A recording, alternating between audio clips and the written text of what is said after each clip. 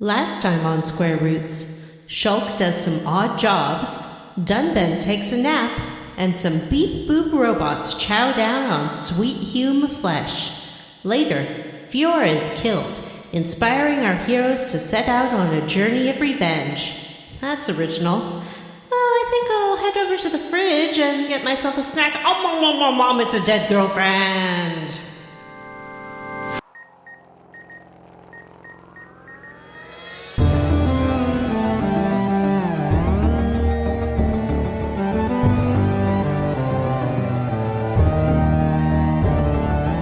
Hey everyone, and welcome to Square Roots, the classic RPG podcast. My name is Jim Banks. I'm joined by Matthew Van Zant. Heyo. John Metalface Brandon. I have a face for fashion, a metal face. And Vanessa. I'm Vanessa. And this is a podcast where we play and talk about your favorite classic RPGs, one chunker at a time. And this is part 2 of our Xenoblade Chronicles series. Xeno babies. We discussed this last time. No, that's a joke that you've made. And nobody else we were has do this song adopted. Together. No, you said we were all Why going have to I do been this. memorizing these lyrics all month? Stop trying to make fetch happen. Yeah, exactly. That is exactly what he's doing. You guys like this game? I like it. Yeah, how far are you in it? As far as we're supposed to be. Which is? To the end of the mines. Okay. I played it. You got me there. You guys have any hot gaming news to spread on my body? Yes. What? Pardon? Get your body ready, because here comes the hot gaming news. I'm ready. I'm just going to scoop it out with my butter knife here and... Slather it. Yeah. The hottest gaming news is about Infinity Nikki. Everyone knows that Love Nikki is the internet's favorite dress-up game.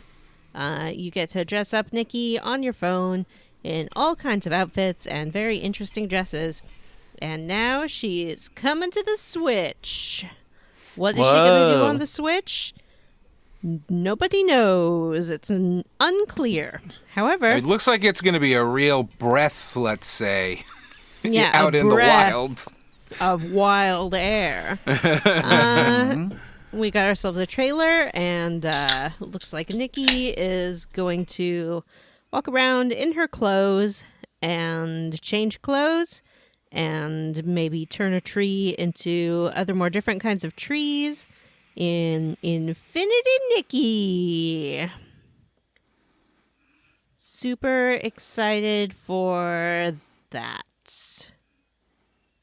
It's a dress-up game. It's a dress-up game, which I am for presenting different kinds of games on consoles. So I think that's pretty cool. I did lie when I said it was coming to the Switch. It's coming to the PlayStation 4 and 5. Wow. Cool. Hot gaming misinformation. Have you ever played Love Nikki? No. Never heard of it. I played it. I know people love it. I could not get into it because it is sort of a mobile gotcha kind of game. But this, I think, will not be. And I do love dressing up in different outfits. I mean, Final Fantasy X-2 was the best game we've ever played for the show. See, last week. So, yeah. Maybe I'll give it a try. What else? I saw the trailer for that. I thought it looked pretty neat. It looks like a big AAA open world game, but about dress up, and that's neat. That's a fun. That's cool. It's a good thing to have exist. I know that people are into that, and it doesn't seem like the genre that gets that type of attention very often, you know? Everybody loves dressing up. Everybody loves looking good. Mm-hmm. More hot gaming news. It's time to spread it on meat. Oh. There's just it's kind of a quiet week, I think. There hasn't been any more about Yuji Naka's arrest. And, I guess we haven't covered the new trailer for that children's movie, the Nintendo one. Someone on our Facebook chat group said that I look like Donkey Kong, or I have that Donkey Kong in that trailer has Johnny energy. I could see it too. I could definitely see it. Sure. Okay. I like the Super Mario Brothers movie trailer. Charlie Day sounds great as Luigi. Jack Black sounds really good as Bowser. Chris Pratt sounds like Chris Pratt. But he says, Wahoo! I think Anya Taylor-Joy sounds good as Peach. Yeah. He also this trailer because I don't have children, so I don't have to see this movie. Yeah, that's true. I mean, I pulled this one up on the television to watch it with my kids. Guess what, guys? Everybody gather round. Mm-hmm. This is Daddy's best friend, Mario. I just got some hot gaming news from Steam. Oh, what's that? They wanted to let me know that Marvel's Midnight Suns and the Callisto Protocol are now available. Oh. Thanks, Steam. I've heard that Callisto Protocol doesn't run very well on PC right now. Wow. So I don't know if you all saw that picture of Elon Musk's nightstand, including a replica gun from Deus Ex Human Revolution. Human Revolution. So he had this fake gun on his desk, and then like 5 cans of caffeine-free Diet Coke. Caffeine. That's like, I don't know why it tastes like death. It's so weird. I haven't seen one of those gold cans since I was a kid. When I was growing up, one of my friend's moms was diabetic and used to drink that stuff. I haven't seen one of those cans since I was a kid. Mm-hmm. I was in a Lyft just the other day, and the driver was talking about Elon Musk and how he doesn't think that Elon Musk is happy despite all of his money. I agree. He definitely got big, like that sad guy with the hat who made Minecraft vibes of just being miserable on Twitter all the time and yelling at teenage girls. Mm-hmm. Anyway. I guess it goes to show you that billions of dollars can't buy happiness, but I think that to test that theory, I really need to get billions of dollars and see if it makes me happy.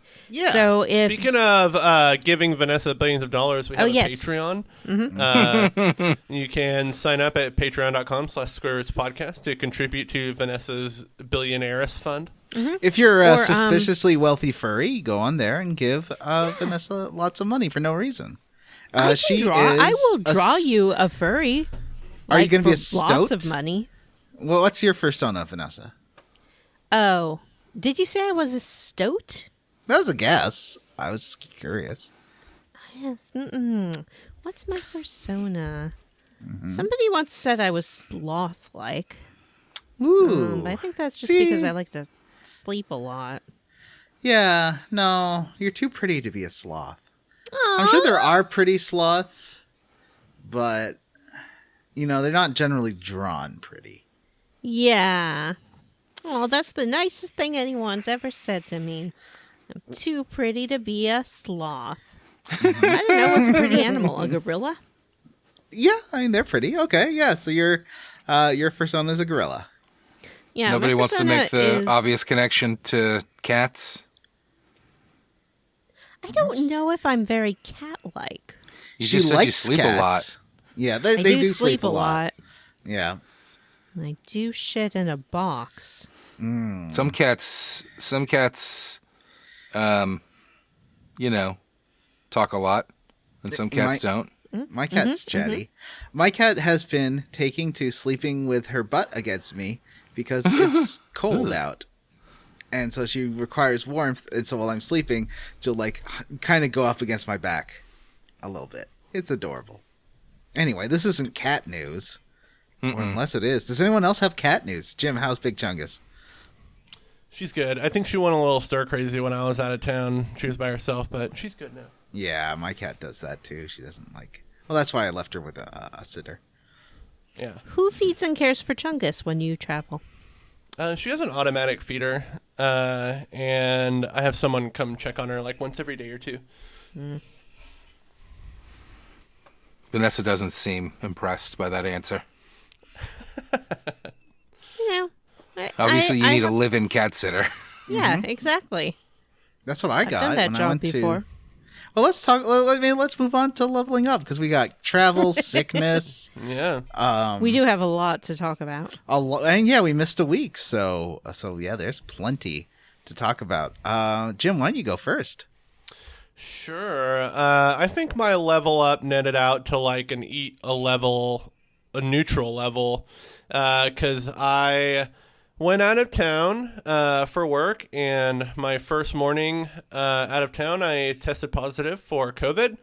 So I spent 80% of my trip in my hotel room, being very sick from the coronavirus. That's and fun. It sucked. I'm still a little bit sick. I'm not like I don't have a fever anymore, and I'm not sound coughing stuffed as up. much. I'm very stuffed up, but I do feel better. You've got that brain damage because you don't have the smell or taste anymore. Oh, I cannot smell or taste. That is correct. Still cannot do that. Is there any food that you hate? Because apparently, if you try that when you're stuffed up, when you got the COVIDs, apparently it's interesting because you'll be like, "Oh, I can stand this now." Interesting. I'll think about that. Like, I like olives most or foods. something. I love olives. Ugh, pickles. Brussels maybe. sprouts? I love pickles and Brussels sprouts. I love Brussels sprouts. I will fight anyone that doesn't like pickles. Okay, Pickles are good. I don't like pickles. This Oh, you don't like is pickles? a pro pickles podcast. Matthew, I'll go pick out your wrestling singlet. I'm sure I have some that will fit you. I've got some chalk. Good luck. Jim's going to getting tape down the a, mat.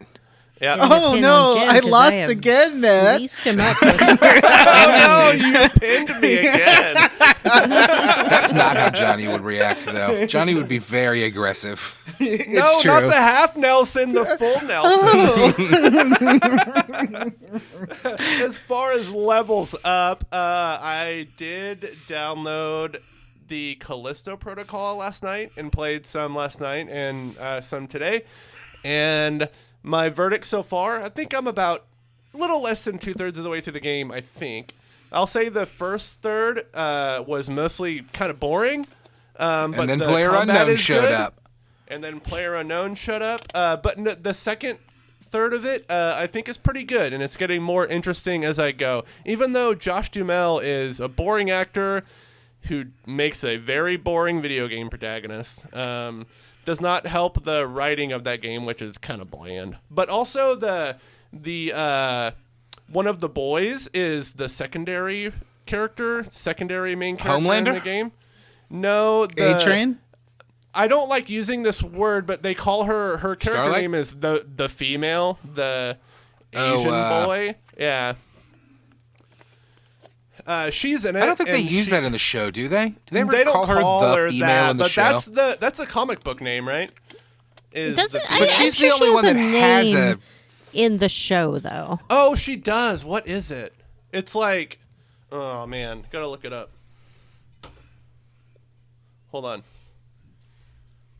And she's the only one that has, like, a nickname like that, which makes it even worse. That comic book sucks. Kimiko. I was gonna say, So, Yeah. Kimiko is the Kimiko. go-to name when you're a white male writing a thing and it's like, I need an Asian girl name. I think like the new Overwatch characters named that too.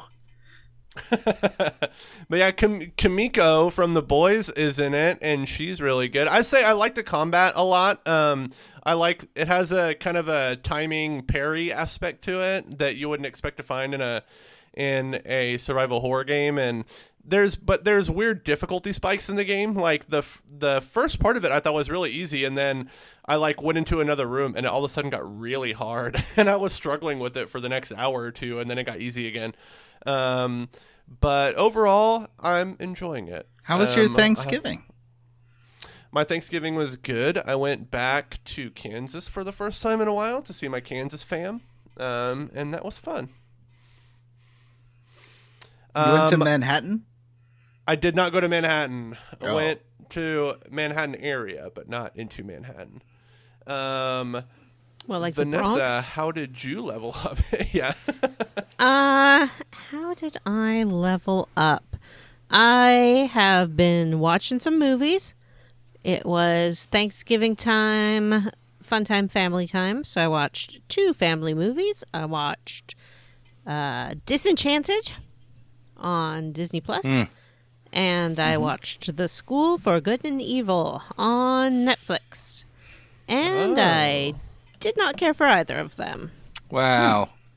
Yeah, it's kind of a bummer. I loved Enchanted very much.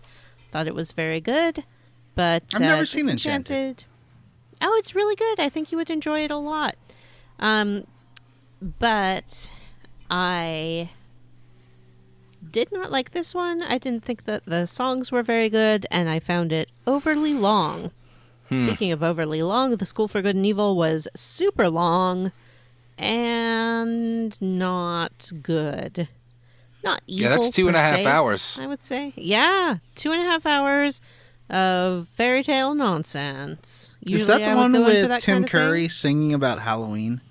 That's The Worst Witch. Oh, okay. This is a new movie about a magic school where fairy tale where heroes Tim Curry and sings villains. about Halloween. No, it's not that. It's a school where fairy tale heroes go to learn to be heroes and villains go to learn to be villains. Based on Netflix has so many series book and shows like that I don't understand how they. Why would you want to teach someone to be a villain? It's a good question, because Jeff. the balance of good and evil has to be maintained. Why? It also, Sounds like some real centrist bullshit. Yeah, and I guess their job is to be fairy tale characters, and then people write books about them. So, Oh, so like bad conflict. fables. So like fables, but bad. Like fables, but bad. Yeah. Teen fables. Teen fables. So so it's Ever After High. I went myself to the Sounds like Alamo it. Draft House. Ooh. What? Isn't that a Famous movie theater problematic chain. organization? It's It used hashtag to be. problematic. Really? Not cool anymore. enough? And now they're corporately owned. So now they're hashtag cool. Another hashtag cool. We love our corporate overlords. I went to, for the first time, a watch party, which is not like a regular Alamo film where you cannot speak or have any fun. It's a fun, good time for everyone. They give you lots of props, and they tell you how to use them during the movie. Basically, they're trying to turn every movie into a Rocky Horror Picture Show. This Sounds horror delightful. show was Love Actually. What? Everyone's favorite Christmas movie. Did they give you cardboard signs to hold? They did. I have them. Hang on. I'll show you. Oh, wow. 2 seconds. That's the only thing I could think of from Love Actually. I always mix up that with like About a Boy. I don't know what either of those movies are, but this cardboard sign, that's Andrew Lincoln, right? Just because it's Christmas. Yeah. And at Christmas, you tell the truth. Oh, you thank are you. perfect. Thank you, Vanessa. Yeah. Beautiful. It's a pretty Did good you hold sign. that up? Yeah, I held it up. The whole theater held up their signs. We had little British flags to wave. We were given party poppers and invited to pop them when our favorite couple kissed. Love Actually. Which one was your favorite couple? Mine is what's the name of the bad guy from Die Hard? Hans Gruber. Yeah, mine is Hans Gruber and his wife. I just thought they had the sweetest story. The story of him cheating on her. Wow. My favorite love story is the aging rock and roller and his manager. It's a story. Is that the one with Bill Nighy? Yeah, Bill Nighy. The science who guy. still is not on Twitter, so I do not have anyone to ask about science. It's Bill Nighy, and I am afraid that I don't know the name of the other actor. And they're lifelong buds. Was the other actor Sexy Beast? I don't know how to answer that question. Nicholas Holt? Okay, no. That's not what I was thinking of. No. Kelsey he's Grammer? No, he's a man. Unlike Kelsey Grammer. Unlike Kelsey Grammer. He's just like, a man, a character actor, I would say. Are you just quoting that awful racist character from Mad TV now? I don't know who that is. You told me she was your favorite character on Mad TV. Gregor Fisher is the name of the actor I am thinking of. His name is Gregor Fisher. Oh. Now you know, and you can stop bothering me about it. Right. Anyway, that's how I leveled up. Matt. PlayStation 5. Oh, yeah. Ooh, you're a PS5 boy now. I'm a PS5 boy now. Thank you, patrons. That was the final domino to fall. We're all modern console boys and girls. Isn't that exciting? Don't we all feel good? And I have been playing Horizon Forbidden West, and I'm obsessed with it. I love it. It's amazing. I don't know if y'all know that. I think our 2023 goal should be Steam Decks all around. Ugh. Yeah. Aw, thank you, Vanessa. We've I talked just about realized Horizon. the text is backwards in the Zoom, so it's not really that. Not for me. I can read it. Not for me. Oh, can see really? it. For me? Yeah. I must be It's not mirrored. a mirror. Yeah. Weird. it's a I'm mirror mirrored. mode. How strange. Yeah. No, most webcams and stuff will do that so that it's like a mirror and it's not disorienting. Right, because that's how we're used to seeing ourselves, in the mirror. Exactly. PlayStation 5. Horizon games Forbidden are you West playing? is fantastic. Oh, yeah. I mean, I tried out Astro's Playroom, and that was fun. And I played a little bit of Medieval, the remake, and it was... I mean, that game's not very good, unfortunately. Yeah. It doesn't really stand to the test of time. I downloaded that horror game that we've all played before, the first one, Until Dawn, Phantasmagoria. because my son Connor watched me watch you guys play I don't think he watched you Devil in Me? watch us. I think he watched Devil in Me. us. Yeah, he watched us. He wasn't just staring at you while you watched You're us right. play Devil in Me. I watched Devil in Me with him, and we didn't make it to the end, unfortunately, so we mostly just kind of got the boring aspect of it. But there was some fun, scary stuff, and he was interested in playing something like that. So I downloaded Until Dawn, and then I got Horizon Forbidden West, and that has taken up all my time. It is amazing. It is huge and gorgeous, and the human models look just better than I've ever seen in a video game. Sometimes when it's real late and I'm squinting, I really am like, are those people? But does Is it your goatee? Sorry. Is Horizon Forbidden West your goatee? I don't know. I'd have to think about the other games I played this year. Does it Unrank offend them. you how Aloy isn't like a hot babe all the time, though? She That's is. what She's people say? gorgeous. That's the I know. crazy thing. Is I that know. I don't know what people are talking about. She's got like the perfect woman face, all right, and like long, beautiful red hair, and people were like, "Give me Aloy ugly." Like, what? Are you fucking high? Very confusing stuff. It's a little weird, like the weird post-apocalyptic, like tribal, like it feels very Native American influenced. Mm-hmm. I mean, it is very Native American influenced, which feels kind of odd. And there are some weird incongruities, like, I don't know, some of it's intentional. Like, I was talking to Vanessa about a part where, like, one of the tribes is, like, saluting, like, the U.S. military. Like, and I was like, that's weird. Like, it looks weird. Stop doing it. And I understood that there was, like, a story reason for it, but I still was like, this is not good. So it's, like, 90% amazing and 10% kind of bad and silly. But that's all right. I have something to say. Please do. All of these game designers, when they make their post-apocalyptic world and they think about tribalism, they draw from like Native Americans or things like that. But really, if I were to picture what people in a post-apocalyptic world would draw from to form their, in-groups versus out-groups, it would totally be high school archetypes. You'd have like the jocks and the nerds and the goths, and those are your tribes, Yeah, that makes Play more with sense that. to me. How fun would that be? Anyway, Horizon Forbidden West is really fun, and I'm really hooked on it. And there was one other thing.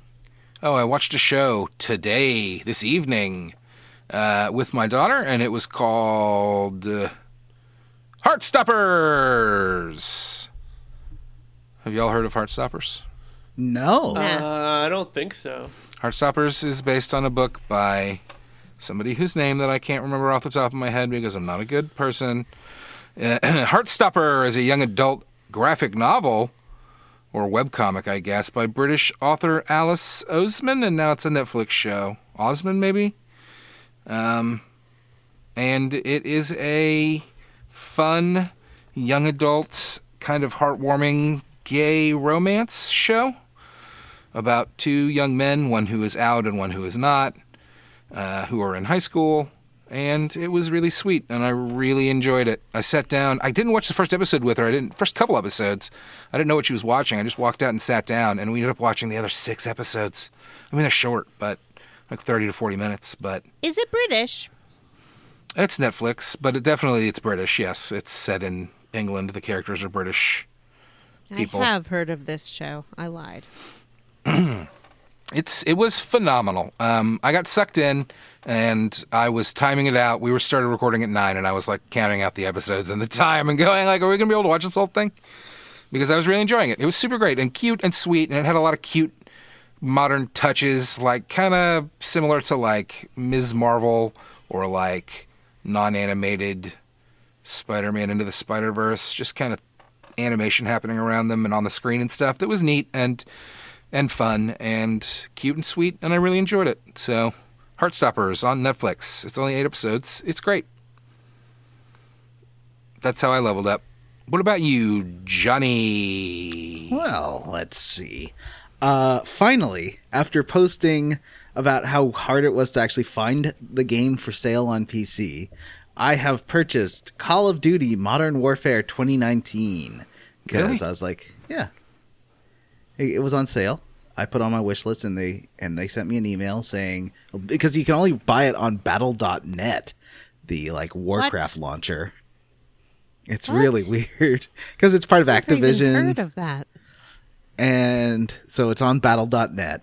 And this is the one where I posted a picture. The promotional art for it shows Captain Price, and he's got this like big round helmet, but it's right where his butt should be. So it looks like he's got some sort of ridiculous WAP video dumper. WAP? Yeah, a WAP dumper. Just the way that his helmet's positioned and it's in silhouette, and it just looks like he's got this enormous butt. And, a WAP dumper. Yeah.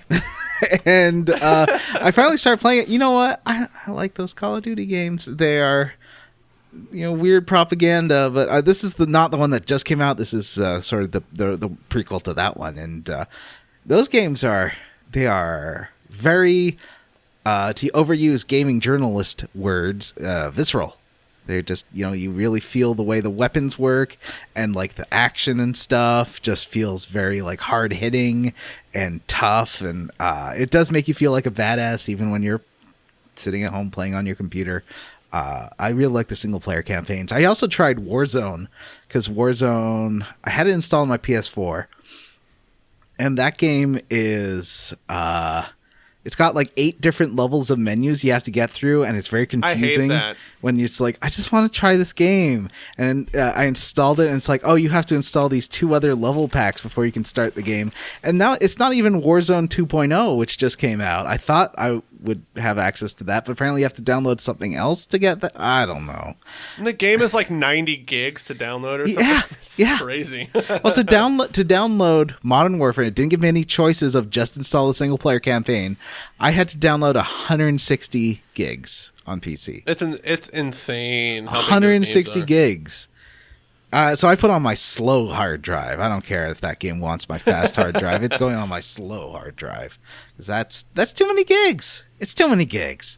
I also started playing with my friend Teddy, Pentiment. I like that. I tried playing that game. I liked it. I never heard of it. Oh, you I downloaded Vanessa? it, but I haven't tried it out. You would love it. Genuinely. Vanessa would love it. It is by Obsidian, the makers of Vampire the Masquerade and Fallout New Vegas. Oh, I love those games. It looks like an illuminated manuscript. Yeah, you know those like middle-aged documents they draw, like the little drawings they make around the edges of those manuscripts? Like Renaissance era, right? Pre-Renaissance. This was before. Pre-Renaissance, yeah. Yeah. Mm-hmm. And it's like a mystery adventure game. And it's very silly and fun. And with a very good art style. It's on. How I play? It's on Game Pass. So you can play it on PC or your Xbox. I think you should because it's I'm having fun with it so far, and it's mostly like a talkie adventure game. It's like imagine if Fallout New Vegas had no combat. I'll do that. I'll do that right now. Middle-aged manuscripts. Yeah. Yeah. I gotta go. Goodbye. Bye, Vanessa. Pentiment. That's what that game is called. But I did end up playing a couple of rounds of the old, I guess 1.0 Call of Duty Warzone. It doesn't have bots. I thought it would have bots like for your first... People were saying that the first few rounds have bots, but it doesn't. There's no bots. I just kept getting killed right away, just like when I started PUBG. There was no fun bot deaths. I did run over somebody. That was great. If you want to get a kill in one of those games... Just because you were getting killed right away doesn't mean there weren't bots. That's true. But they seem to act very non-body. Like... Did they teabag you? No, but they like just ran in, swooped, grabbed my stuff, and ran out. They didn't like stumble. Like in PUBG, the bots are so obvious because they're just like crouch, uncrouch, crouch, uncrouch.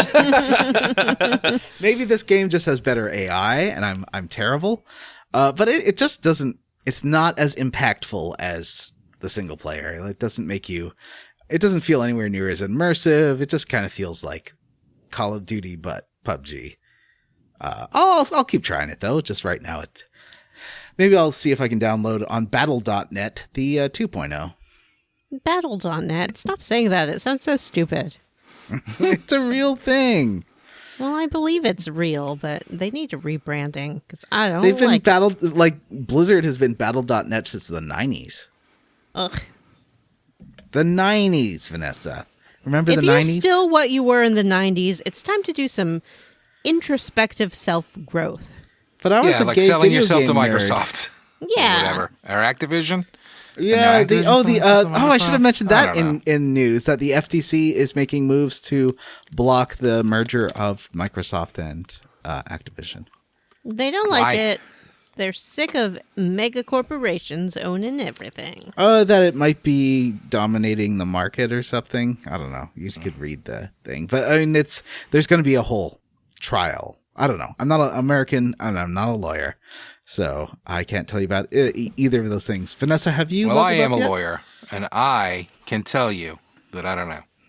Vanessa, have you leveled up? What was their question? John, look at the back of her head. Oh, right, she did. Yes, you're right. Listeners, Vanessa has placed her "To Me, You Are Perfect" sign into her hair, and it is poking above her head like her own personal, I don't know, advertisement. Like a halo. Like or an halo. advertisement. Mm-hmm. Like I sold the space above my head that for ads. What's the name of the princess of Naboo or Queen of Naboo? Queen Amidala. Queen Amidala would wear. Oh, well, thank you very much, because I must say my favorite part of those prequel movies was the costuming of Queen Amidala. What was my favorite part? It was not Boss Nass, even if I love Brian Blessed. A Duel of the Fates is a good song. Yeah, that's a good song. I like you know what? I think that part where they're flying around Nar Shaddaa or whatever it is at the beginning of 2, that looked all right. Well, that was fine. Remember with the assassin lady? Ian McDiarmid. Yeah, McDiarmid was probably the best part because he's Sheev. And we love Sheev. All right, who's Ian McDiarmid? Sheev Palpatine. Sheev Palpatine. Oh, I was thinking Dylan McDermott. Sheev Palpatine. Dylan McDermott as Sheev Palpatine. All right, so how about we move into... Oh, also I finally saw the title to a terrible review we got like 2 years ago that says we all talk like autistic people. Yeah. Yeah. I didn't see that one either. It just popped up recently. I It's talk weird. like a normal person. So, given that I am a normal person with a normal way of talking, how about we head into the quest log?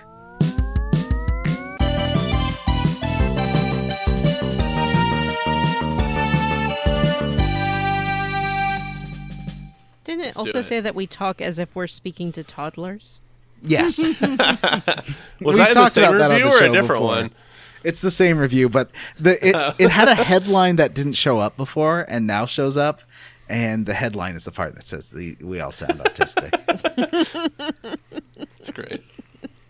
Well, you win some, you lose some, gang. Jeez.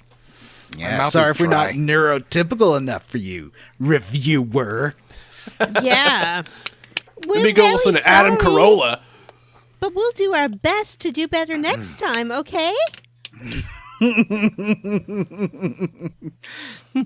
All right, so quest log. It's been 2 weeks, so we're doing an extra size 2-week chunker, right? Nope. No. No, even if Matthew and I have played already to the end of the next chunker. But what, like, the next chunker is you go through a swamp. You go through Pretty a much. I'm swamp? through the swamp and through the Nopon Village, and I'm now at the area past that. But I really You're haven't in, played much well, this we're week. ending at getting to the Nopon Village, because that's 6-7 hours, so. You're into the chunker after that, Matthew. Yeah. Wow. But like I said, I didn't really play it this week because I was busy playing something else that you may have heard on called Horizon Forbidden West. So you remember last time, the boys, after Fiora was super murdered by Metalface, have decided to go on an adventure to figure out how to destroy the Mechon once and for all. So they Yeah. head through. Why hasn't anybody else thought of doing this? That's the question. That's a good question. Well, did they sort of think that they were gone or done or not going to come bother them anymore? I don't think so. It hasn't been that long. I could not tell at the beginning of this game how long it was supposed to have been, but it's clear that it's been a year. So I don't think they Yeah. think that it's over. And I guess that they're just sort of trying to rebuild and stuff after the last Mechon attack. So you head through Tefra Cave because that's the only way out of the starting area. And this time we've awakened some of the machinery in the crashed ship that forms the cave. And so now you can open up some doors and you can get some new missions. Now you'll find that whenever they give you a monster mission, they always give you like 5 quests at once for monster killing. They do. I just I wish wish they did- would you could- actually give them all at once instead of Yeah. making you talk to the person 5 times. That seems like a weird thing. Yeah, just say, or like give you a list and be like, take all missions. Mm-hmm. Sure, whatever. I'll kill some of these bunnets. I'll kill some of these mollusks, and I'll kill some of these mechons. I can't see a reason not to just accept every mission because it doesn't Yeah. like, spawn these creatures when you accept. They're just always Nope. there, Yeah. right? Yeah, exactly. Some And of now them you you have to go a should- little out of your way for, and there's some back and forth, too, with some of them that gets kind of extensive. Well, This I don't chunker know if was the that's first just- one where I collected an item before I had accepted the quest, and you get that weird That's great. little clairvoyant cutscene. Yeah, we're about Yeah, to. that's weird too. I guess we have unlocked the clairvoyancy here. Yeah. Yeah. And as soon as you go through the new door in the cave, Shulk does see Ryan get killed by spiders. And Shulk's like, that's weird. Should I mention that to Ryan?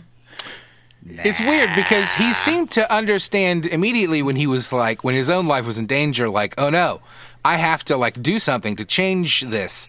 But when it's his own friends, he's just kind of like, oh no. Guess he's going to die that way. Yep. Well, what He can you feels do? really bad about it, but he doesn't seem to do much. Yeah. He Spoiler does alert not for this mention chunker. anything. Rain's gonna die. He sees I was Rain gonna die. say, Ryan die twice, I think, in this Ryan, chunker. sorry. I was gonna say, not only am I a chunker and a half ahead, I I think I've done almost every available quest, side quest I around. have not. Sometimes new one will spring back up, and I kind of will ignore those for a little while. And I also have 100%ed what I can of the Collectopedia so far. I do like the Collectopedia. Vanessa, did you find the Collectopedia? It's your kind of completionism. I haven't looked at the Collectopedia yet. I know last time you told me that I should. Because it's a list. And it's it's a cute list that also gives you rewards. I feel like it would hit the right part of your brain. It's cute. You didn't tell me that part. You have to collect enough eminals and enough vegetables and enough. And it gives you little descriptions because they're like naming all the plants and animals and stuff they see and why they named it that way. And when you find like an animal, it makes a little animal cutesy sound or a little plant sound. And yeah, it's fun. Now I'm excited to see the Collectopedia. It sounds very boring, but it's actually a fun gameplay mechanic. I still have, this game is very like pleasing to just run around in for long periods of time. It's so big. Did you try it on the TV? No, I have realized that I am not able to play my Switch on my TV at this point. It overheats. I think I need to get a new fan installed in my Switch. Right. Which is kind of a problem because we're in the middle of a game on it. So I'm kind of hoping to get through this on handheld and then get a new fan installed. That sounds like a good plan. Probably should have done it over the holiday, but I was playing a bunch of Xenoblades. Sorry. Yeah. I understand. So you get to you start going through the cave, and then it starts you see these weird little egg sacs and stuff, and you're like, there must be spiders around. And you keep going, and then Bisholk's like, I saw Rain get killed by a spider. Should I tell him that? Doesn't seem. Nah. There's no point to that. And then Rain's like, "Oh, there's a spider." Oh no, it's when you guys decide to like camp out for the night, and then Shulk takes first watch, but then Rain takes second watch, but then he gets attacked by spiders, and you have to go find him, and he's being attacked by spiders, just like your dream. But you suddenly unlock a new ability from the Monado, and this ability allows you to shield against named attacks and totally deflect these like special white text attacks. Is that what that does? I thought it was just a shield. I didn't realize it specifically shielded against named attacks. Yeah, anything that shows up in white text, it will negate. So it's very useful for like the super hard hitting attacks from enemies. You just have a very short amount of time to pull it off.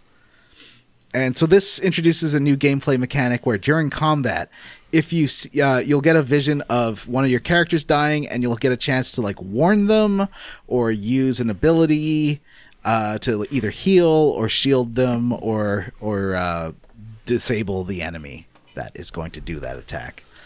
This is kind of the first real boss fight of the game. Spiders. The spider. Jim does not like spiders, very famously. No. These spiders weren't...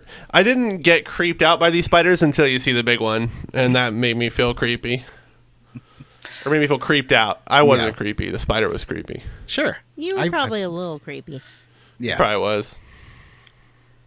So you get out onto... after you defeat this queen... So this queen spider comes, and you see it do all these attacks on Ryan and, like, wrap him up in silk or something. But you save him. You change the future. So you now know that the future can be changed. And that's great. Oh, maybe he didn't... I guess that...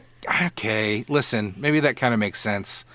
If you're like... If I was like, oh, I just found out Jim's going to die in 30 minutes. Like, do I tell him? Isn't that just going to freak him out? Like, depends on how I would die. Yeah, did I die because you didn't tell me? No, Freddy's coming. Freddy's going to come into your room and cut you to ribbons. There's nothing we can do to stop that's Freddy. Fine. Just as long as he doesn't do the ear Is thing. Is it fine, from though? Because... the third one. That's the worst thing that happens in those movies. I know. I hated the tongue. That. No, thank you. Yeah, that's what's going to happen. I want to... If I get killed by headphones. Freddy... I want him to do a welcome to primetime bitch and smash my head into a TV. If you had to be killed by one movie monster killer, which one would you choose? Which one's That's the fastest? A great question.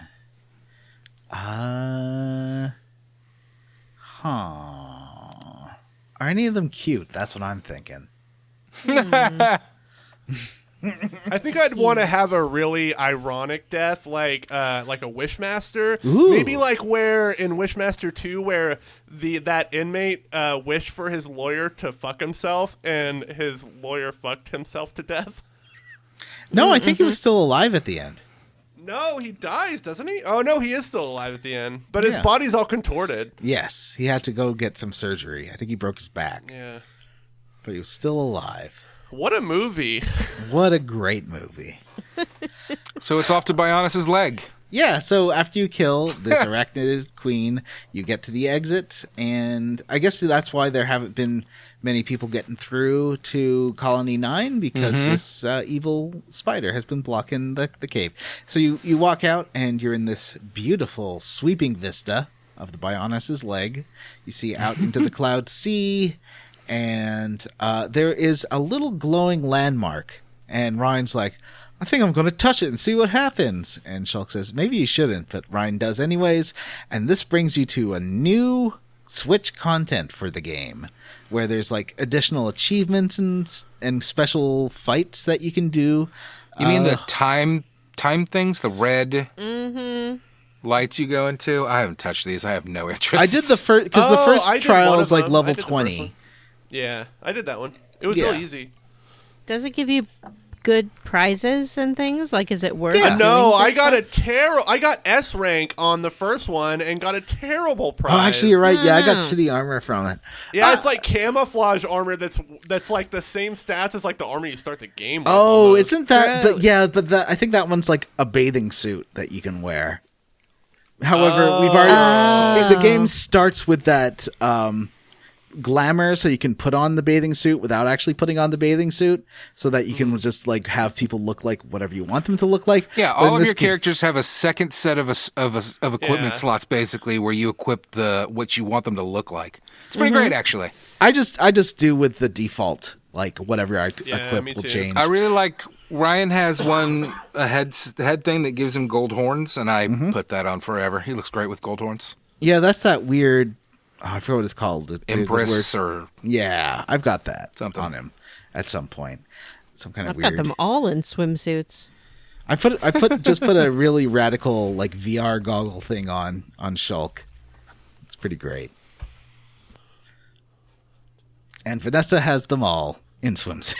Except for the ladies, of course. I know we talked about this last time, but I'm wondering, were we on the Bionis foot, or do you think like the knee? I maybe? thought we were on his knee. Yes, yeah. I think that the opening is Bionis knee, and now we're in Bionis Yeah. upper leg. And We're in the inner running thigh. around them big old thighs. Yeah, yeah, I think isn't Colony 6 right around the penis? yeah, You kept for sure. saying that, and I was so excited to get to Colony 6, and I didn't see any kind of indication of a penis. You do see when it like on the map, if you go to that like fast skip travel section, it does have a little glowing dot where on the Bionis it's located. The penis is? Yeah, including the Bionis' penis. swimsuit area? Colony 6, right on the penis. And when we go to, I guess the other one's already calling 9. Those are the only two colonies left, baby, and they fit together perfectly. So you now have the chance to I was explore gonna a ask little a bit. question, but now I don't want to. But if you get out to the middle of the field on the Bionis leg, you'll see some smoke rising on the horizon, and you can run out there, and you see that there is a little boy, and the little boy is being attacked by Juju. some Juju.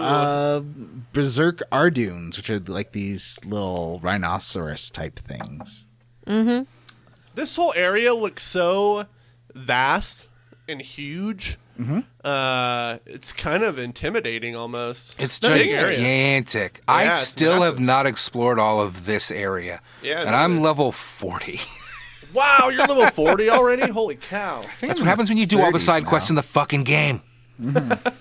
It I made me, want to be too far ahead for these bosses and stuff because they're not hard, but I just don't want to fuck around. Yeah. I just want to kill everything. It reminded me a little bit of Elden Ring because it does have monsters that are huge wandering around that you're way too underleveled to engage You with. run across there are level 100 or like 99 monsters, or in the 90s at least. I don't think they're 99. But anyway, in the first fucking area and in every area. Every area. They're just like giant versions of, and there are some here. This is where, what is he? Immovable Sanchez is on Bionis' leg. Yeah. Something. Maybe it's not he's immovable. That big, it's something big like boy. that. He's a big gorilla. He looks like a monkey. He looks like a Donkey Kong. Or, a King Kong. Yeah, it's like Vanessa's fursona. Like my fursona. Yeah. So this boy is being attacked by these Ardunes, and you rescue him, which brings me to my least favorite video game trope: the child who keeps getting in trouble. I hate this trope. I hate it. I know I shouldn't, because kids get in trouble sometimes, but this kid really seems like he wants to be just the worst. He's such a little shit. I mean, he stole a car, for one. You wouldn't download a car. You wouldn't download a car because... You wouldn't steal a Xenobuggy. Yeah. But he stole would. it and he crashed it, and now he's running around and he's like, the animals are after me. Somebody save Juju. So he thanks you for rescuing him, and he's like, "Oh, my sister will be so happy. You can come back to the refugee settlement with." Or does his sister show up? I can't remember if she shows up as soon as you save the no, kid. I think you bring him to her. And his sister's there. Party as a guest. I can't do anything. Yeah. His sister's there, and her name is Charla. I like the name Charla. It sounds like she should be a waitress at a diner. Working with Lepity Moore. Charla, can you grab table 1 over there, honey? Thanks. You know I'm on my cigarette break, Lepity. Oh, those things will kill you. Believe me, I would know. Wink. What? Is Lepity dead? Oh, I guess that does make sense. Anyway, so Charla is there. She is a tall woman with dark bluey black hair, and she's wearing teeny tiny shorts. But so is everyone in this game, so it feels just normal. That's just how people dress in Xenoblade games. It's hot. They expose their midriffs. I mean, not like it's hot, like, oh my god, they're so hot wearing these things. I mean, it's temperature-wise, clearly they live in a temperate climate where they need to wear short shorts. I mean, it seems to rain every day. Warm rain. It's rain time every day. And one of the first things she says to Ryan is actually, "Oh, you remind me of my missing fiance. You're both so strong and cute." And he kind of immediately gets upset by this. He's like, "What am I, just some replacement?" It's like, calm down. Like, you don't even know this lady. She's not trying to date you. Well, yeah. Now we all deal with grief in different ways, including mounting himbos who look kind of like your missing boyfriend. Now that you put it that way, it doesn't seem like the worst idea. Exactly. So she is like, "Oh, come talk to me when you're ready." She brings you to this refugee camp. The refugee camp is filled only with old people and children, you'll notice. And she explains why in a flashback. Cut to I was Colony really 6. hoping you'd say that she explains why in a song. Oh, yeah. She explains why in a song. Sing it for us, Vanessa. Well, the reason there are only old people and kids here is that all the menfolk went off, and I fear they won't be coming back anytime soon, 'cause Colony 6 has met its doom. All the mechs are there to play. They will stay and stay and stay until a hero comes to chase them all away, and that's you. 10 out of 10. A beautiful song. Yep. It's right from the game. So they wake up the next day and Juju has run off like a boy do. He wants to go back to Colony 6 and rescue more people. That's dumb. He needs to stop doing this. Yeah, the first time he went, it didn't work out at all. Now he has a great plan to do the same thing again and also fail. And then Shulk gets another vision of Juju, and this time he is killed. Yeah, you find his bike crashed on a bridge, and when Shulk touches it, you see him getting chopped down on by a robot.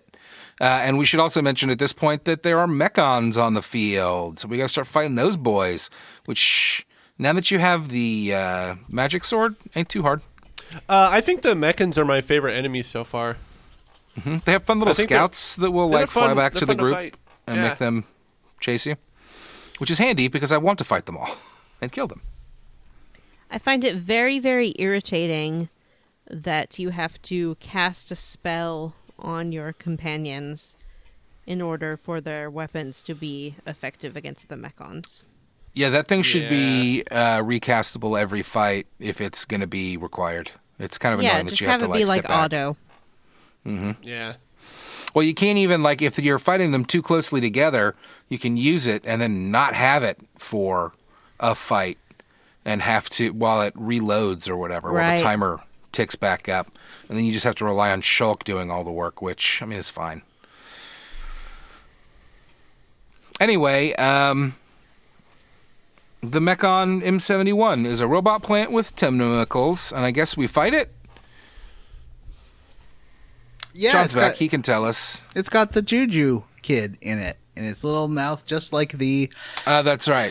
flashbacks. Did you talk about how Juju crashed on the bridge? Yeah, we did. It's like that fight in Final Fantasy X with the fish that traps Yuna in its crazy tentacle head or whatever. Yeah. And then another metal-faced robot shows up, and he grabs Isn't there Juju? also a fight in Final Fantasy IX where the plant traps Dagger in its pod tentacle thing? Yeah. That's Vivi. Or is it? No, it's Vivi and Dagger. Oh, okay. It's sort of a video game RPG staple, especially when you're like, oh, don't use area of effect attacks because Vivi's in the head and you'll burn Vivi. Mm-hmm. Just a little way to mix things up. Was this a different metal-faced robot, John? I thought it was the same one that kept showing up. Are there multiple metal-faced robots? So there's two. So first you kill the Mechon M71, the tentacle, sexy tentacle robot plant thing. Yeah. And you kill it by getting speed power, the power to speed. Yep, and then it can't block your attacks anymore. And after you finish it, you save Juju and not Fiora, Sheena? No, what's her name? Sharla. Sharla's like, well, that's that. At least there aren't any more robots. But then a different metal-faced robot shows up and is like, "Oi, this kid looks delicious. How about I take this little morsel out with me? And if you wanna rescue this stupid little brat, why don't you come to the ether mines?" And yes, this is the same guy from the beginning of the game, right? Different guy. This is the Michael Caine robot. Yeah, this is the very beginning, like the guy who ran away. This is the Vinnie Jones robot. Yeah, and he sounds just like the one. He's the same. He was the metal face that showed up in town and killed. No. You do get at some point during. Is it the end of the last chunk or this chunk? You do get a flashback to all the metal faces having like a little tea party together. Yeah, talking about how I know there's more than one. I thought that we'd only seen this is the guy second that is one. clearly dude from the beginning of the game. You do see the guy from the beginning of the game back again later, but this is this one has a name even, although he's just called Mysterious Metal Face Mechon. You do find his name. He grabs Juju and he's like, "I'm going to eat this boy." Yep, that's it. And so this is where Matt realized that the robots they eat the Homs. Some Attack on Titan stuff. This game is extra weird. Everything about it is weird. We're running around on a giant robot leg, and we're fighting robots that eat us like they're Titans, like Attack on Titan Titans. Zard, that's his name. Zardoz, yeah. But we'll find that out in a second, but it's fine. We'll spoil that. The peanuts is evil! I like that. I think that's one thing I like about these Xenoblade games is that they have really unique premises and kind of... It's certainly robot as weird designs. as Zardoz. Yeah, exactly. Are you saying you think Zardoz would make a good JRPG? Yes. Zardoz World? I mean, it's spitting out guns, so it's basically Borderlands. And like you have, just imagine that each one has a different color-coded loot level, and yeah, why not? You could upgrade your diaper. Yeah, Jim, your do you red know leather what they're diaper. Talking about? No. You know what neither. Zardoz is. I know what Zardoz is. Zardoz is on Disney Plus. What is What? it? Really? It is, yeah. It's a Sean What? Connery movie that's very 1970s and is as bad of a movie as you can imagine. It's Was got that called really... Zardoz, the one with like the weird bikini thing? Yeah, when he's in the red diaper. I Yeah. thought that was Manos, the Hand of Fate. Is that No, right? that's a No. classic. That's just a classic B movie that MST3K blew Yes. up, I think. That's the one with... What's the name of Zargo? Largo? Mongo? Torgo. That's the one with Torgo. That one's great. So he dares you to meet him in the ether mines, and Charlotte's like, well, I'm going to go rescue Juju, and you're like, well, let's all go rescue Juju. We want to go to Colony 6 anyways. We're kind of going in the same direction. And for some reason, we feel bad about your dumb idiot brother getting himself in trouble again. For the third time. So you head to Colony 6. It does look completely wrecked. Yeah, I mean, it doesn't look completely erect. It's literally a crater. That's it. And it's a crater with one building. the game makes reference to it yet, to like a side questy minigame thing where you're going to get to rebuild Colony 6. Oh, yeah. And frankly, we haven't had a game really... I guess, you know what, Suikoden kind of had a base building aspect to it. Yeah. That's one of my favorite things in a video game is like finding people to populate a village and like rebuilding a town. I don't know why. It's so fun.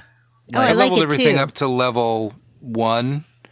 I think is the first level that you level up to. It's not leveling from 1 to 2. Anyway, I leveled. There's shops now and like items to find. I haven't got that yet, but I'm very excited. It's that just this will done be by a part. using the same stuff that you use to fill the Collectopedia. Oh, okay, excellent, perfect. The game's great about telling you exactly where that shit is, though. Like, you can be like, oh, yeah, I want one of them Tonberry seeds. So I'll mark that as a quest, and it'll fucking point you right to it. Did you Yeah. ever Great. play ActRaiser or Soul Blazer? I played both of those games a little. ActRaiser, I really loved, but I played a lot as a kid, but it was kind of too hard for me. Yeah, that it's easier once you play it as an adult. That's definitely one of those games that it becomes pretty easy once you are grown up. Except for that last boss rush at the end, where you have to sort of save all your magic for it. Actually, Soul Blazer, I could not wrap my head around what to do in that game.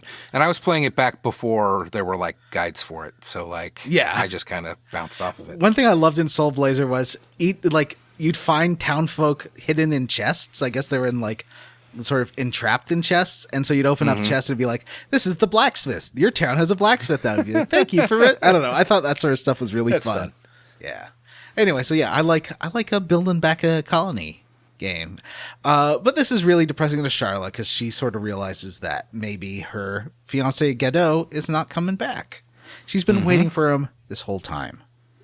Ha ha ha ha. What? It's a joke. Beckett. It's a Beckett reference. Okay. It's a Sam Beckett So- joke. Yeah. Anyway, you see an old man die in your visions. Yeah, you see an old man die in That's your the rest of vision? this game is Shulk wandering around and getting visions of people dying. I guess so. I hope so. And in this, I think in the vision, Ryan dies as well, right? Trying to save the old man. Does he? I think so, but definitely the old man dies. Yeah, the old man dies. He's like falling down backwards, and he fires his gun, and he says, like, "This is for Godot and the Juju. Emperor." Is that and what Juju. he says? No, Okay. that's what we'll talk about that later. That's right. Oh, at the end. yeah. This is for Godot and Juju.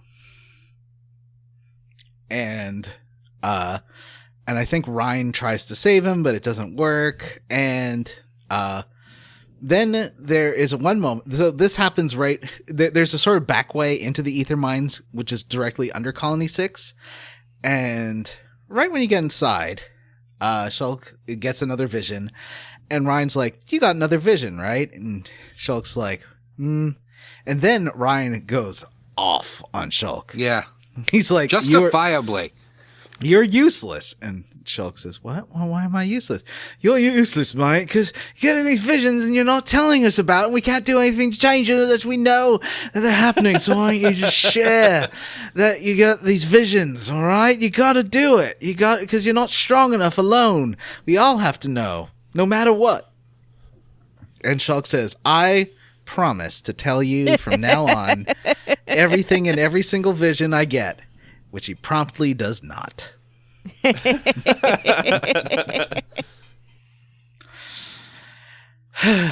But I like this scene because I think that was definitely a frustration I, as the player, was having. That'd be like, you could be saving people a lot of heartache if you just told them what's going on and that the sword is giving you these visions. Yeah. Mm-hmm. And usually when a character like has visions and isn't telling people, they establish something like, "Oh, visions are creepy. We don't want to hear about it. You're just crazy. You had a dream, you know." Or like you're a witch. There's none of that. They immediately believe him and are fully on board with helping him with his visions. And he's just like, I guess I won't tell anyone. Well, he wields a Monado. Is Xenoblade a Dune? Maybe. In what sense? Boy sees the future? Boy turns into worm. We can hope. Boy names himself God King. God Emperor. Emperor. Sorry. Ah, you just got mansplained. Yeah. Ciao. What a bunch of Frank Herbert nerds over here. I like I've that never read a Dune, Dune. but I don't like any of the other Dune. Just the one Dune is good. Doing drugs. Ah, love Dune. Dune. Wow, drugs. Johnny, that's Ka-chow, inappropriate. ka-chow. Yeah. This is a kid-friendly podcast. I bet Teddy would like that joke. SFW. When does that other June movie come out? Weren't they going to make a part 2? 2024. Vanessa, What? there was something that happened. I don't know if you were aware, called the coronavirus pandemic. That delayed filming of a lot of movies. And people's willingness Sounds to like go a into conspiracy theaters. to shut down our economy and keep people from voting. Yeah. It's not real. I mean, Stop the count. only 25% of us have corona right now. So how real can Yeah, it it's be? true. Stop! It's not a pandemic if it's only 25%. Stop the steal! Stop the steal! God. Anyway, so you now are pledging to tell your friends. Going through the ether mines is. I liked how complicated these dungeons feel like real dungeons. They're not just a hallway. There are different ways to go. Except in this version, there is like a whole breadcrumb trail if you need to know where to go. Breadcumb trail Breadcumb. No. is Spoke. bugger breadcumb. Like, what do you think about it? I mean, No. when I go to Publix and I get a big old ultimate sub, which is roast beef, turkey, and ham, and I get a lot of mayonnaise and mustard Okay. on it, there's Yep. definitely breadcrumb when I'm at the end of it, you know? Yeah, Right. It's like breadcrumb yellow is when mayonnaise and breadcrumb- mustard mixed and it poops out of the back of your sub. Breadcrumb And is when sandwich oil mixes with your mayonnaise Yeah. and leaks out of your sandwich. Yeah, and you like bite into it and it just gushes into your mouth. Yeah. God, I want one of those sandwiches right now. Or has a little Oh, Matt wants a mouthful breadcummies of all over your breadcrumb shirt. right now. That's so good. Mustard is the greatest condiment on earth. That's all I have to say. I'm okay with mustard. It's fine. You don't like pickles, so I can understand why you don't like mustard. I said it's okay. John hates mustard, on the record. I Wow, can John just take pulled or a knife leave out and threatened mustard, me. Probably. I mean, I like a little olive oil and a little balsamic vinegar. That's really all you need for a sandwich. Oh, listen to Fancy Lady over here. Yeah. I like to get a little oil and vinegar on my sandwiches as well, but I like to have multiple kinds of fats, you know? How many fats can you fit onto this bad boy? That's what I ask when I go up to the counter. Right. So we all start walking, following the breadcrumb trail all the way to the bottom. And then you get like puzzle dungeon-y mechanics here with like, you get to the center and I think right around here is where you run into Otheron, who is the old man you saw die in your visions. And Shulk's like, I saw him die in my visions. I'm not going to say anything. I don't want to bug him about it. Yeah. It would just make him sad, and he wouldn't enjoy these final moments on Earth. And he's using the sniper rifle that when Charlotte was telling you about splitting up with Godot, you saw her give to Godot, and he's got Godot's sniper rifle. Oh, the robot does? No, the old man. Otheron. Do you think this game benefits from all the characters speaking in like a Falstaffian, like English accent? No, well, I mean, I don't know that I like that. It was translated in England. Oh, was it? I do. their I think it accents. sounds fantastic. I love it. More of this. I like it. I like that they all have a bunch of different, like, not just English accents, especially in the next game. It's like English and Welsh and Irish and like Yorkshire accents. And but even in this one, there's still like Rhine sounds different than Shulk, who sounds different than Charla or Otheron. You heard it here from Johnny. The Yorkshire people are not English. Well, I just mean it's a different accent. Your pudding sucks. What? Their puddings are great. They're like Their puddings are amazing. they're bread boats for gravy. I know, they're good. I saw a picture of a full English breakfast served in a giant Yorkshire pudding, and I didn't see a problem with that. Oh, That's what that Matt's sounds going to have amazing. tomorrow. I fucking want to. That does sound amazing. So That's right. You Matt's going to so brunch this- tomorrow. what did you think of this central? Basically, Soccer this is brunch. where the dungeon mechanic for, or like the gimmick for this dungeon is there's a rotating drill for the ether mine that has different platforms on it, and so like on the I first fell level, off it it's a bunch. about That's how I feel knock- about it. Oh, I never no. fell off. What happens if I you never fall fell off? off it. Do you just Nothing, it fall just into kinda- the ether? Yeah, it just pops river? you. Yeah, it just pops you back to where you last Okay. were. When I saw Oh, no, it, the I thought back it was slash going to be. shrine? Anyway. No, I thought it was there's going no- to be irritating, but it turned out to be fine because I didn't fall off it. Same here. It's pretty slow, which is good. La-di-da. Also, like, it does give you some stickiness to the platforms. It doesn't just Right. let you I just missed some. I free missed some jump, jumps on and off of them. Is what I missed. Right. Yeah, there are some kind of tricky. One thing that's hilarious though is that the AI piloting your companion characters just like it doesn't punish you for them falling off really, but you'll just hear them go oh ah all the time as they I miss do their like jumps. hearing Ryan jump because he goes, "Alley-oop." Yep. I like that. I do like the pre and post battle banter between the characters. I especially like what's the name of the sniper character Charla. lady? What is it? Charla. Charla. After battle, when Ryan's like, he's talking to Charlotte, and he's like, "Hey, did you see what I did? Did you see what I did?" And she's like, "I wasn't paying attention." And he's like, "That's not fair." And then, what's the main character's name? Shulk. Shulk. Shork. Carla, and and then Rain. he laughs. Shork, Carla, and Rain. But then Shork laughs. That's some good banter. I like that banter. Yeah. They do have some good banter. It gets a little repetitive, but It's very repetitive. Well, if you start after in the next chunker, you'll have more party members, and so if you swap out different combinations, you don't even need Shulk in your party anymore. You'll hear different banter as they do fights. But how do you fight the Mechan without the Monado? Well, you have to make sure Shulk is in the party if there's Mechon around. Can you just add people and take people out whenever you want? Only outside of combat, but yeah. Oh, cool beans. You just go to the party menu, and then you swap in and out, and you can make whoever you want the leader. So you could try fighting. So Charla's got an interesting combat style where she's long range, but has healing bullets. She'll shoot you with heals. That's pretty fun.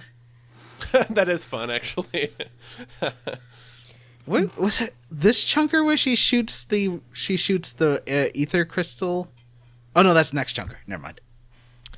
Do your non-party members level up? Yes. Though I got a skill or something that said, like, non-active party members will gain more experience or the same experience. Oh, and I was like, they're not, because they're all the same fucking level all the time. I thought they were. And the only thing that you don't get if they're not active party members is their relationship does not improve. So if you want to unlock a heart-to-heart moment or something, you'll want to have certain characters in the party at the same time. I've found it's hard to use Shulk if you don't have at least like another tank around. So that's somebody that can tank. Because otherwise you can't get that backstab off, which you don't necessarily need, but it's so strong. That's his best move. It is. I like the side attack, too. Side attack's good. Backstab does a lot of damage. Mm-hmm. I can one-hit a lot of things with the backstab. Yeah. Mm-hmm.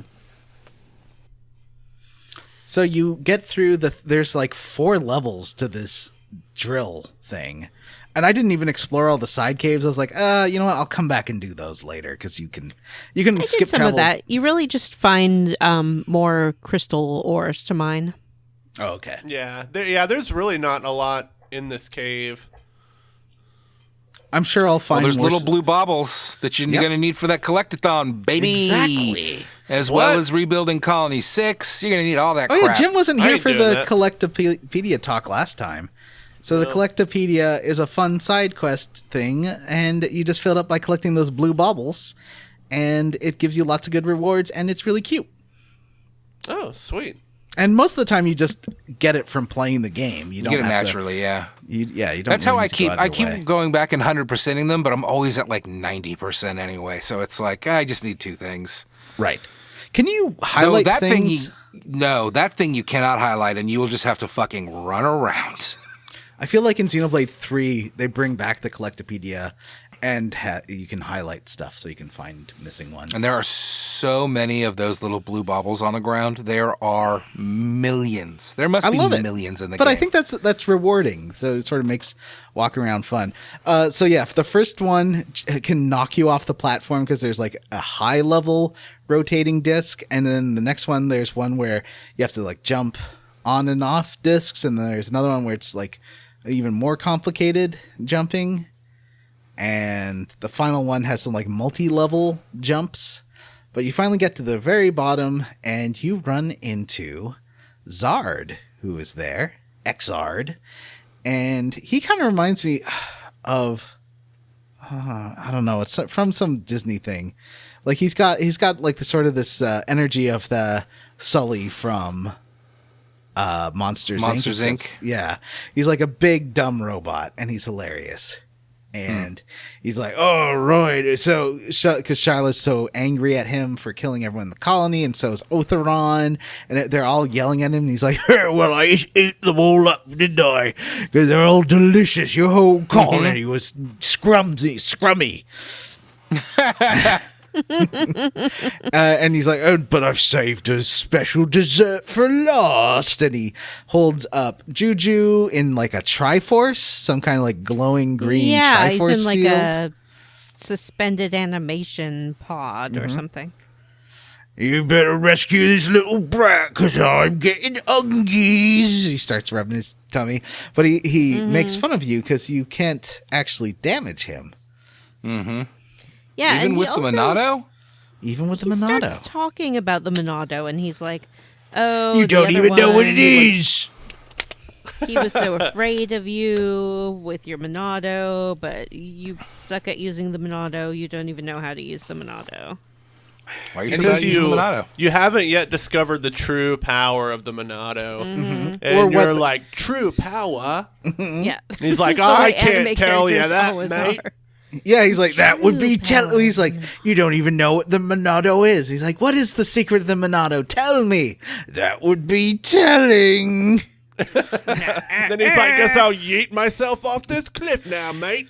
So Otheron, Cheerio! because he can't actually damage Zard, because his metal casing is just too powerful, Otheron, like, taunts him over and then decides to shoot him off and, like, knocks him down into the Ether River, but thereby does he jump into a mech or something? Oh, he jumps onto a crane, he's right? in like a mech and he's pushing him into the Ether River. And he's like, let's see how you survive on Ether River. And they're both going to tumble over the edge. And then Shulk gets in a crane, like the cabin of a crane, and grabs the mech with the old man in it with the crane. Mm-hmm. So the old man does not fall down, but then he slips, but then the other guy grabs him. Mm-hmm. It's all, yeah, so he does seem to want to sacrifice himself. Shulk he refuses. Shulk's like, you're not going to die here. I'm going to change the future. And there's so much yelling at this point. He's like, no. It's all very dramatic anime as Shulk grabs the crane to save the guy and Ryan dangles off of it to grab him. And they all change the future together. And Zard does fall into the Ether River. I suspect the old man is suffering from survivor's guilt. Yep. I agree. He does seem to want to sacrifice himself very badly. So that's it for Zard. The one boss scratched off the list. So we did it. There's this big Metal Gear elevator. Let's go up the Metal Gear elevator. It's not a Metal Gear elevator. It's what is it, Jim? It starts with an F. Yeah, it does start with an F. You can do it. I don't remember. This is a word that Jim used for the very first time when we were playing The Devil in Me. He learned this fun new word for a elevator that goes diagonally up the side of a hill, and it is funicular. Funicular. What a fun word. You can remember. Sounds like a naughty part. Banicula. Well, it's fun. Yeah. Not to go perpendicular. I guess you're going perpendicular to the hill. Vehicular. You're not going perpendicular to the hill because you can't go perpendicular to the hill because then you go through it. It's like a tight parallel. Yeah. So Juju and Sharla sort of make peace. Juju's like, I'm sorry for running away. I was tired of not doing anything and I wanted to go back and save Colony 6. And Sharla's like, you're 5. What are you going to do? Yeah. I don't think he is 5. I think he's 5. 17. 5. 6. Maybe. Shulk is 17. This kid is like 5. He's 18. Shulk's 18. 5. They establish it. So it's okay to dress him in swimsuits, Vanessa. I don't think that's true, per se. But I dress him in swimsuits anyway. All right. However, even though now that you're making peace and have said your I'm sorries and Otheron gets to live, a certain English robot decides to climb up onto the elevator and says, you're not done with me yet. You know, I think I do a pretty good Zard. I think my Zard is not bad. What do you think? It's really good. It's we're good. Very impressed. But this Zard is banged up because he fell in the Ether River, and they're like, so special now we could just like anti-Monado kick his ass. plating is gone. Yep. So that's what you do. You just like beat the heck out of him. Yep. And he's like, oh, well, I guess you got me good this time. So why don't I tell you about the secret of the Monado finally? And Shulk says, Hooray. what is it? Actually, psych, not going to do it. Oh, stupid child. Later. And then when you get to the top of the elevator, suddenly there's not just Metal Face, who does show up, the other Metal Face, but also like 1,000 Metal Faces. Uh-oh. Yeah, it's like a giant party. Oh, no. The gang is done for, except who swoops in. And he's got his parted waterfalls haircut and now a sexy jacket. Dunban shows up with Crosby, Stills, and Nash. Yeah. And you're like, oh my god, Dunban. I thought you were in bed. I thought this guy looked like Hulk, like a Hulk Hogan. He gives me more David Crosby vibes, just from like the long blonde hair and the hippie clothes and stuff. And I think that Dunban's new outfit is a 10 out of 10. He's got like really a cape. Good. He's got a frilly collar. He does have a great looking jacket. Yeah, he's a fancy lad. And he's got like this huge Sephiroth katana. And he says that Dixon made it for him special. And at this point, you do get to fight a bit, but it's mostly cutscenes. And Shulk gets so mad that even though his Monado can't damage the Mechon, it seems to start damaging the Mechon. Do you notice that? He does put some dents into Metal Face's face there. He taps into the power of emotion. Mm-hmm. However, just when things look like, even with the help of Dixon and Dunban, looks like they're going to lose, Deus Ex Machina Dragon. I guess Dragon Ex Machina shows up. That's right. A boy on a dragon. A glowy gem dragon. Dragon Boy, the boy with the dragon. Or would you call it a bird? It looked like a glowing gem dragon. No, you say it's truly outrageous that it shows up? It is very outrageous, that's true. Mm-hmm. Made me feel like a misfit, just standing on the ground, watching this beautiful gem in the sky. The Mechon shout out, oh no, they're not like Dragorons or Hytherians or something.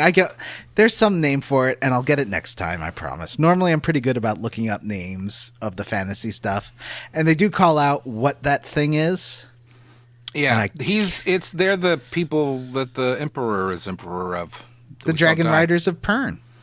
Yeah, the Dragon Riders of Pern. Yeah. Mm-hmm. And they all have anime silver hair. Mm-hmm.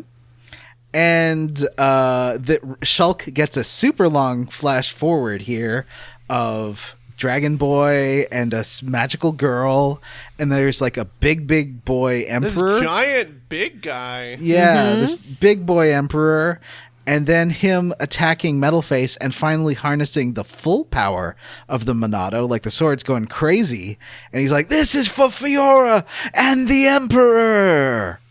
And we're like, "Who's the Emperor? What? What's happening never here?" Heard of an Emperor. Spoilers. Mm-hmm. So yeah, this game spoils itself, I guess. I kind of like that though. It's fun. It's foreshadowing. Yeah. I mean, will the Emperor die? We can save people. Yeah. Maybe the Emperor won't die.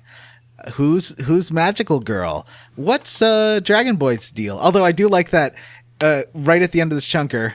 Right before, there's two small cutscenes that happen right at the end of this chunker. One is Dragon Boy like parks his dragon. And it's like, thanks, Dragon, for helping me out. I'm Dragon Boy.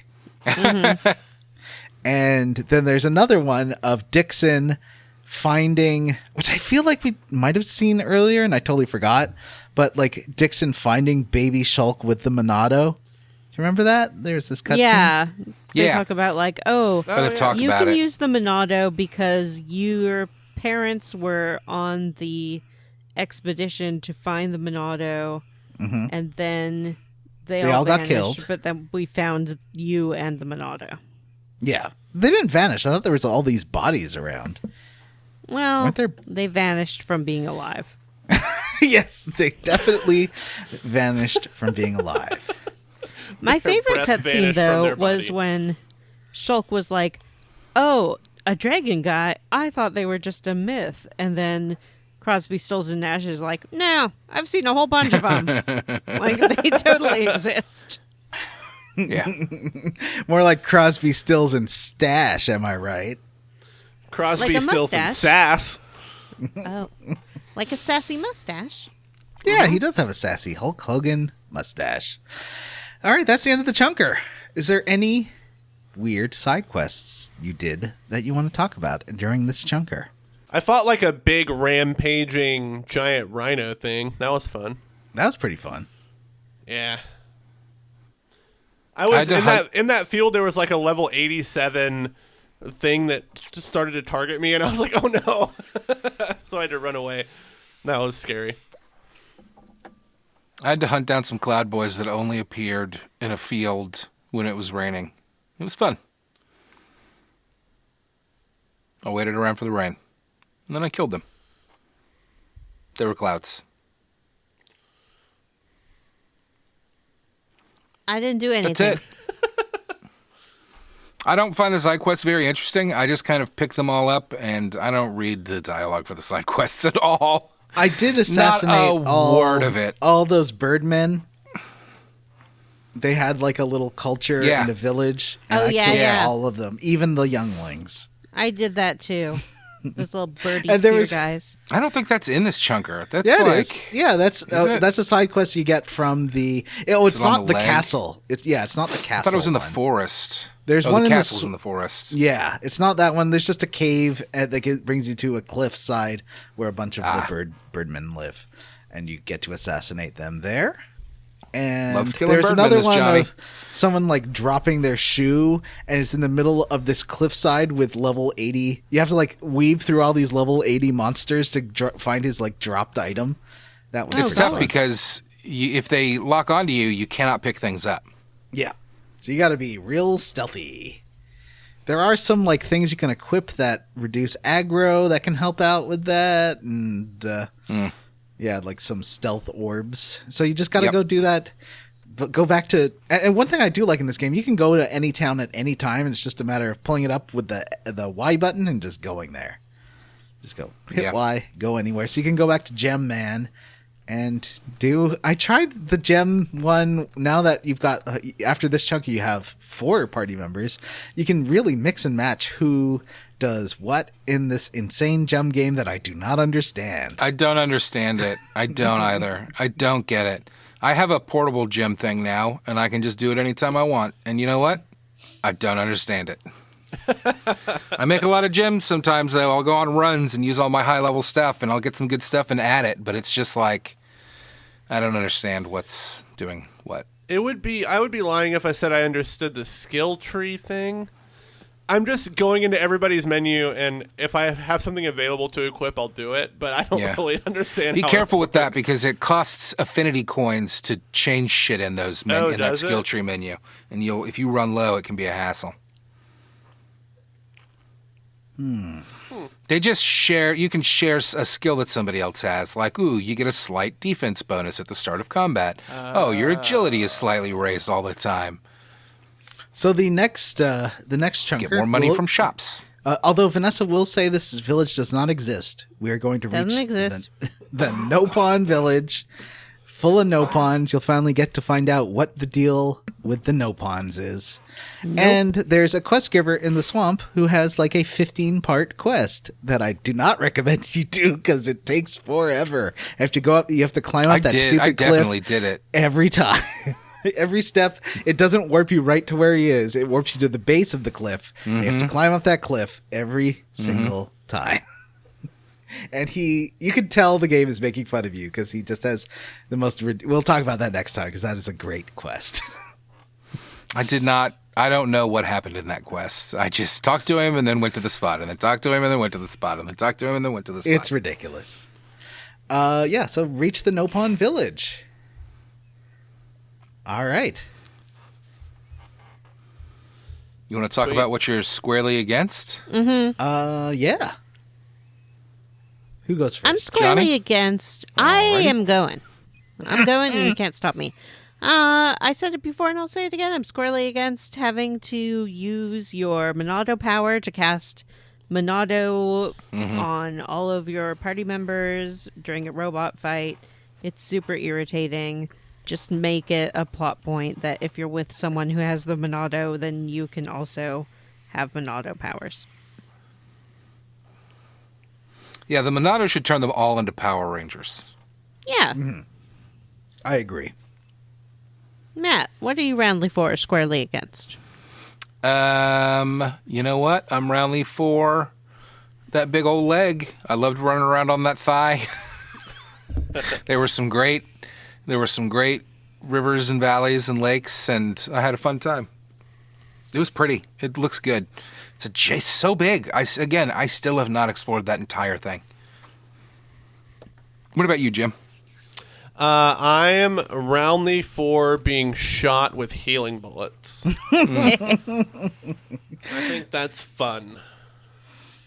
There's John, a whole a whole cutscene about that in the next chunker that I think you will enjoy. I like that. Yeah. What are you squarely against, Jono? I'm roundly for Zard. What a great evil villain. I loved his accent. I loved how much delight he had in eating different people. I liked he has a metal, do you notice he has a metal mustache? I thought that he was like, you know how I think that Claw Guy is the one who's metal face? I think that Zard is that sergeant that we saw get killed because they have the same voice and a mustache. He has like the one who betrayed your team or whatever? No, the one who gets smushed into a wall. He was just like in charge of the people, and he was kind of sadistic about it. But I don't think he would have had time to like learn all about the Monado and stuff. So I don't know. He did say he got turned into a Meccan, right? Yeah, Did he he? talks about how when he became what he is, he experienced enlightenment. And then Shork is like, when you became a Meccan... He doesn't specify becoming a Meccan. He's just like, when I became what I am. That's right. Does this mean that there's going to be a Fiora Mechon? That would be amazing. That would be cool. amazing. Maybe it's like I a Borg already know the thing. answer Like to when that you question. become a Meccan, I don't. You just like Borg out, and then you're a Borg. You know, This and is you as have all the far knowledge. as I got in the game, this chunker, so I am now Little Baby Fresh Eyes, which is a reference we're not doing anymore. I'm just going to say I'm fresh. This is a fresh game for me. It's all fresh. I refuse to retire Little Baby Fresh Eyes. Okay. I don't care. say little Don't do it. I don't want to listen to it. Yeah. I mean, let's come up with something new. That's all. Like, let's freshen it up. What else is fresh other than babies? Princes? Can you somehow make that the episode title? What else is fresh other than babies? This little story just about how Xenoblade got turned upside down. It's going to take a minute, so sit right there. I'm going to play through another 7 hours of Xenoblade Chronicles Definitive Edition. We got some emails. We do. Matthew, why don't you read that first one? Oh, I'd love to read the first one. Thank you. We got an email that says, as a public service to anyone who listened along with you to Ghost Ship and were subjected to any, all caps, anti-vaxxer disinformation propaganda, please note that the CDC recommends that all adults receive an updated tetanus vaccine every 10 years. Stay beautiful. To me, you are perfect. Ben. Aw. Thank you, Ben. That was very good information. We did not know what we were talking about when it came to tetanus shots. We were just very worried about people getting tetanus, so I appreciate the email. And I also am very upset that Matt left off the subject of that email, which was better Taskmaster content than vaccine content. I've always said that about this show, and it continues to be true. Vanessa, do you want to read our second email? Yes. Hey, gang, it's been a while. I should have written this earlier during your Live-A-Live playthrough, but I only just finished listening to the last episode now. John mentioned liking the boss theme, which made me decide to write about its composer, Yoko Shinomura. At first I didn't want to, actually, John, but it felt like since female game composers are such a rarity, and especially since you mentioned liking her Live Alive song, it should be highlighted that she in fact composed all Kingdom Hearts soundtracks, not just spin-offs. She has written some absolute bangers, blending classical influences with dance music. Personally, I think it's unique. She's a badass. I hope And you she all made are Guile's well. theme. She made Guile's theme from Street Fighter. Of course she's a badass. Oh. I hope you all are well. Much love to Square Roots from Crystal. We love Crystal. Crystal gave me chocolate.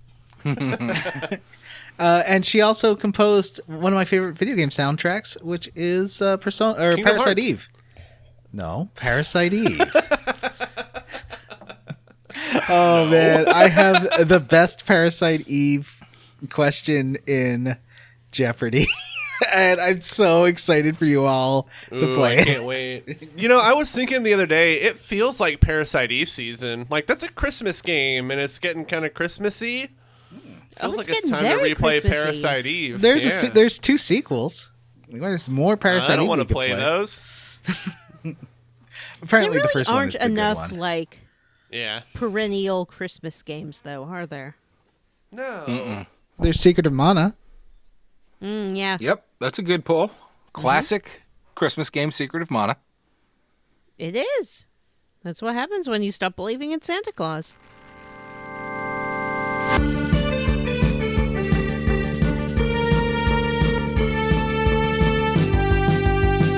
Hey, did you guys know we have a Patreon?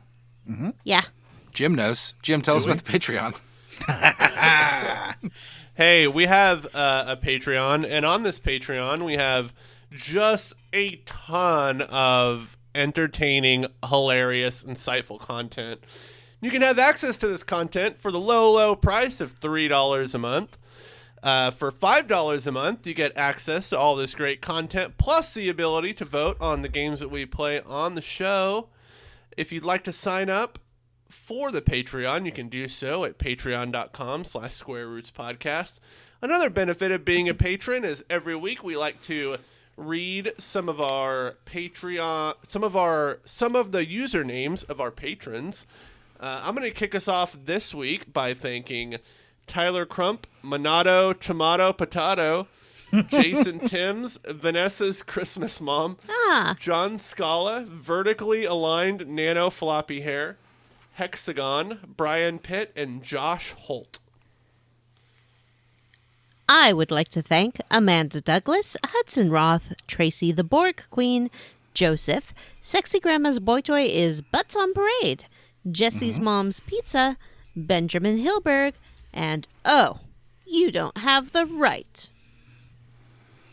I would like to thank Dr. Fine, Say Everyone's Name, Saving Sid's Nuts, Seth G., Live Alive, No Piracy Needed, My Battery is Low, Sam Harrison, Matt Jorgensen, A Sheep in Wolf's Clothing, and Rachel.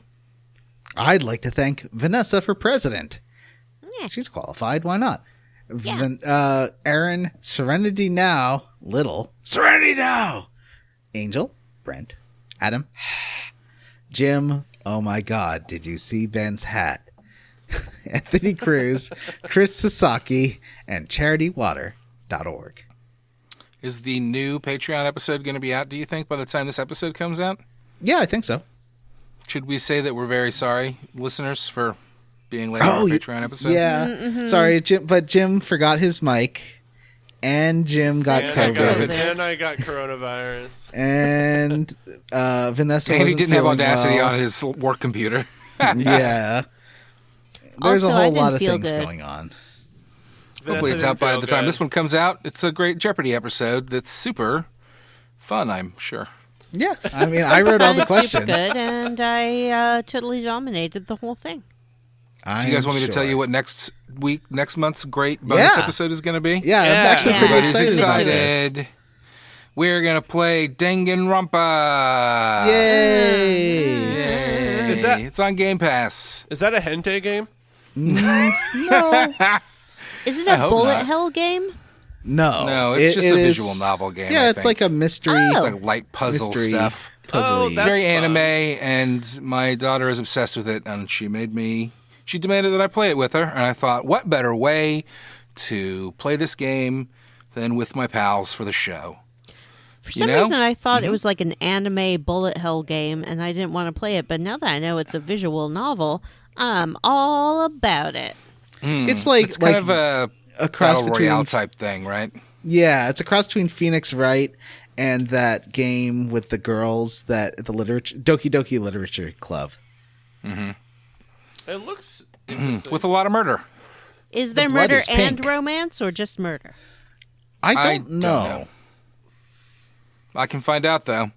So can I you. feel like by there's just downloading it murder. today on Game Pass. Yeah. Don't bother finding out. I'll just play it and find out for myself. How do you All right. pronounce it? Is it Danganronpa? I think so. That's Dang- not a guarantee, though. I don't know. Okay. I've watched the first couple episodes of the anime, so I know what's going on, and it's silly. But, it'll be fun. Sure. Oh, I meant to give a big shout out to my new favorite game at the beginning of the episode. Have you guys heard of Scratchin' Melody? No. Is No. it like Trombone Master or whatever that It is a one rhythm trombone- game, but it's not like a crazy rhythm game like Trombone Master. It's kind of like a Parappa the Rappa, and also it's not really a full game, it's just a demo. But it's got What do some you really play- good what'd you play it songs. on? It's on PC. You have to download it off like itch.io. Ew. But it looks good. It's like animated well, and it's like kind of like a Parappa the Rappa, and the songs are fantastic. Jim, what's our Fantastic. email? Jim, what's our email? Oh yeah. Okay. If you'd Geez, like to sorry. send us Talking about an games. email, if you'd like to send us an email to have read on the air, you can email us at squarerootspodcast@gmail.com. We have a Facebook group that you can come join and interact with us at. It's the Square Roots Podcast Group for smart, cool, very attractive people. Or find us on Twitter at Square Roots Pod. And you can rate and review and subscribe on iTunes, Ghana, wherever it's a podcast. If you send a bad review, I might post clips about it and tell you how sad I am. So give us 5 stars. Thanks to Stephen Morris We for might shame you on the show if you Square Roots theme. say You can find particularly awful Steven things. on Twitter as Beige on Beige and on YouTube. Links in the show notes. All right, Spotify. everyone. That's it for... Oh, wait. I already said that. For Square Roots, I'm Jim Banks. I'm Matthew Van Zant. I'm Johnny Brandon. And I'm Vanessa. Bye. Bye. That one felt like it was probably only 2 hours. Ooh, an hour 45. Good job, everyone.